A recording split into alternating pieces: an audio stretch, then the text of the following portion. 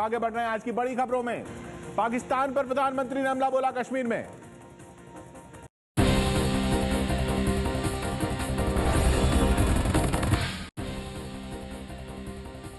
कश्मीर के लेह में सैनिकों से बातचीत में पीएम मोदी ने पद संभालने के बाद पाकिस्तान पर पहली बार सीधा हमला बोला। मोदी बोले कि सीधी लड़ाई की ताकत नहीं तो पाकिस्तान आतंकियों के जरिए लड़ रहा है। हमारा दुर्भाग्य है कि हमारे पड़ोसियों की मानसिकता ने युद्ध करने की तो ताकत खो दी है, लेकिन प्रॉक्सी वॉर के माध्यम से निर्दोष नागरिकों को मारने का सिलसिला चला है।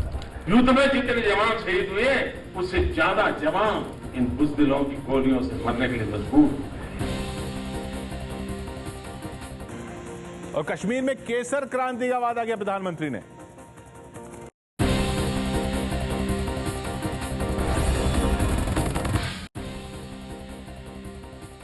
पीएम बनने के बाद आज नरेंद्र मोदी का जम्मू कश्मीर का दूसरा दौरा था। पीएम ने करगिल श्रीनगर ट्रांसमिशन लाइन का शिलान्यास और 45 मेगावाट की निमो बाजगो पनबिजली परियोजना का उद्घाटन किया। कि हमारे जम्मू कश्मीर में सैफ्रॉन रिवॉल्यूशन लाना है। केसर के मार्केट के लिए, आधुनिक खेती के लिए स्पाइसेस बोर्ड के माध्यम से एक स्पेशल व्यवस्था खड़ी की जाए उस बोर्ड के अंदर। संसद में कमरे को लेकर पार्टियों में लड़ाई हो गई, टीडीपी और टीएमसी।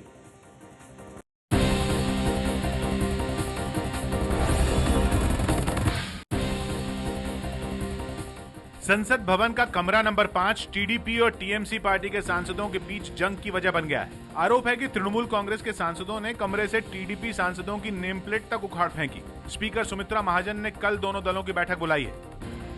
ये लोकसभा सेक्रेटेरिएट से हम लोगों का अलॉटमेंट किया कि रूम नंबर 5 आप लोग लीजिए। This is Trinamool Congress uncultured approach which has resulted for this.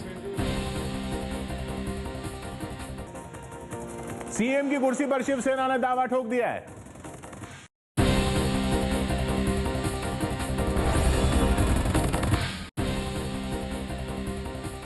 Maharashtra के सीएम पद पर शिवसेना ने आज खुलकर दावा ठोक दिया। रामदास कदम ने उद्धव ठाकरे को भावी मुख्यमंत्री बता डाला।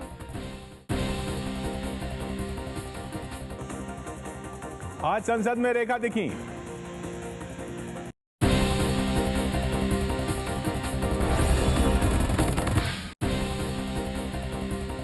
अभिनेत्री रेखा आज संसद में नजर आई। पिछले दिनों रेखा और सचिन तेंदुलकर की गैर हाजिरी को लेकर सवाल उठे थे। रेखा पूरे विवाद में चुप रहीं, लेकिन आज अचानक संसद परिसर में दिखाई दी। सचिन और रेखा राज्यसभा के मनोनीत सांसद हैं। आईपीएस पारासर को जमानत भी मिल गई और राहत भी।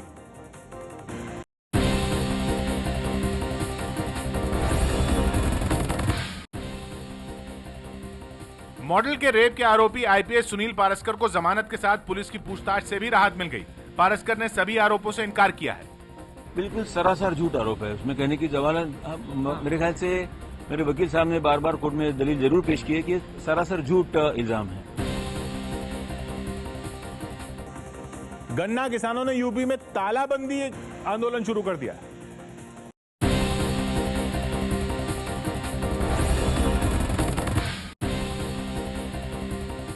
बकाया पैसे वसूलने के लिए यूपी के गन्ना किसानों ने आज तालाबंदी आंदोलन शुरू कर दिया और नोएडा में कई चीनी कंपनियों के दफ्तरों पर ताले जड़ दिए।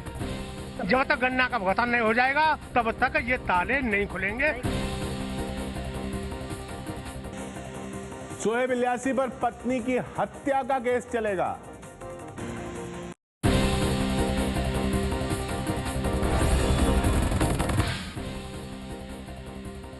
टीवी प्रोड्यूसर शोएब इलियासी के खिलाफ दिल्ली हाई कोर्ट ने उनकी पत्नी अंजू की हत्या का केस चलाने का आदेश दिया है। अभी तक गैर इरादतन हत्या का केस चल रहा था। अंजू की मां की अर्जी पर हाई कोर्ट का यह आदेश आया। मुझे लगता है कि ये मुझे जस्टिस मिलेगा और हालांकि इसके लिए मुझे सुप्रीम कोर्ट जाना पड़ेगा, लेकिन कॉन्फिडेंट कि हम वहाँ सच की जीत होगी और न्याय हमको मिलेगा। पेट्रोल 2 रुपए सस्ता हो सकता है।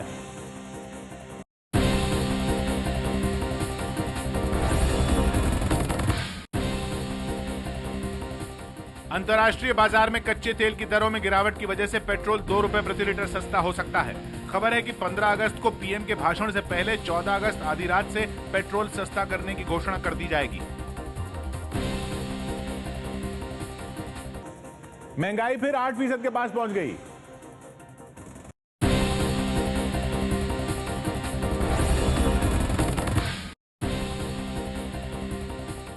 जून में औद्योगिक उत्पादन की वृद्धि उम्मीद से धीमी होकर 3.4% पर आ गई, जबकि जुलाई में फल, सब्जियों और दूध की बढ़ी कीमतों की वजह से महंगाई दर 2 महीने में सबसे ऊंची 7.96% पर पहुंच गई।